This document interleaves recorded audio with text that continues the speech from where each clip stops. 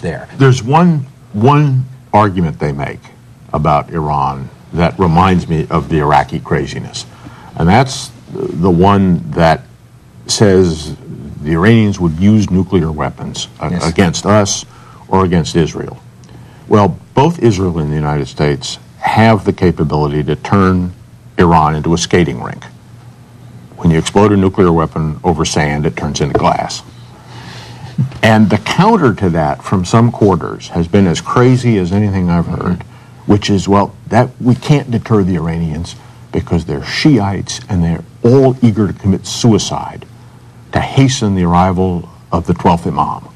So deterrence won't work against Iran because they're a bunch of crazy Shiites. That, to me, is as crazy as anything we heard about Saddam and his ties to Al-Qaeda. And that one, the fact that that one's out there disturbs me. That's on the other side of the equation, as well as, and I have to point out that we've heard the presidential candidates saying the same thing. Well, you wrote Not just that. I wrote a story about how, and actually Obama has now dialed back on that, but both he and McCain were categorically saying that Iran has a nuclear weapons program when that's not known right now. That's the big question. And Hillary Clinton at least hinted or suggested or insinuated the possibility of obliterating Iran if in fact they did attack Israel. I mean, there has been some apocalyptic discussion. Oh, absolutely. But again, what's been lost in all of those conversations is the old notion of deterrence, which worked against Red China when we thought they were all crazy, worked against the Soviet Union for a long, long time, which had a much bigger nuclear arsenal than Iran ever will, still does. And yet somehow when it comes to Iran, deterrence is never part of the conversation. So what do your sources tell you about this possibility of a military strike against Iran? Well, there certainly is a faction that is advocating that believes that if this administration does not take care of the Iranian problem before it leaves office, its successor, particularly if it's a President Obama, is unlikely to do so. So it's something we have to do before we leave. Otherwise, we will never be safe, Israel will never be safe, and there are factions in Israel that feel exactly the same way. And we've heard some noise just this week when Prime Minister Olmert has been in Washington to the same effect, that this is a grave existential threat and has to be dealt with. So that issue is going to be on the table until January 20th, because one of the things we've learned is these people don't go away. They're still out there, they're still advocating. People who believe in a strong military response to these issues. A lot of the people who believe that we needed to invade Iraq and that believe we need to take much more aggressive action against Iran are some of the very same people.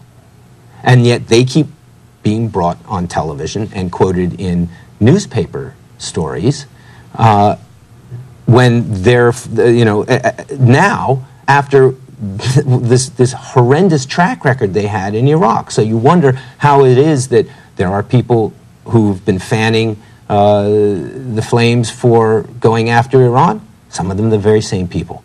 So what should we watch for? How do we read the news these days? You'd have to see whether the press this time would, he used the phrase, taking care of Iran. Now, what does that mean? Even if you do bomb Iran, what does that do? What is the after effect? What is the overall effect of it? What does it do to, how many people do you kill? What happens in the wreckage afterwards? So if the media is, which it didn't do with Iraq, does it in this case, then people will have a better understanding of what we're letting ourselves in for if we do attack Iran. Well, that's an excellent point, because the failures before the war on Iraq are probably matched by the failure to ask this question about invading Iran. Is it really going to be easy? Are we really going to be greeted with flowers and chocolates as liberators, which is what the defectors told us? And one of the things this administration has never been able to get through its head is the old saying that the enemy has a vote. That the enemy, whatever you do, they will respond in some way. And the Iranians... law. And the Newton's third law. Right. Not always equal and not always exactly opposite and not always immediate. But one of the things the Iranians can do very quickly is simply sink one oil tanker in the Persian Gulf or the Strait of Hormuz, just one, and the insurance rates will take care of the rest, and you'll have $200, $250 a barrel oil. So that's one thing to think about. How do you help us understand a report like this. According to Newsweek, during his Middle East tour in January, President Bush all but disowned the National Intelligence Estimate of December, saying that Iran had suspended its nuclear weapons program.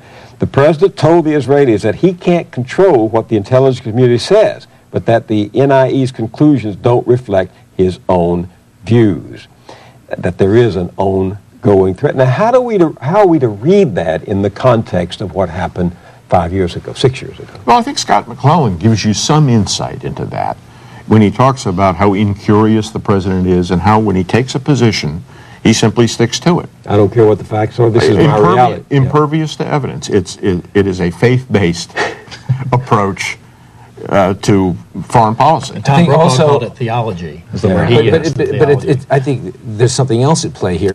They have a nuclear program where they are enriching uranium in defiance of the UN Security Council. The other irony here is that even though they're doing that, the fact is that the administration is having really hard time getting traction for its case. Why? Because it's lost credibility on Iraq. Yeah. The media has lost credibility. Yeah, that's right. On that note, John Wolcott, Jonathan Landvey, Greg Mitchell, thank you for being with me on The Journal. Thank you. Thank you. Thank you.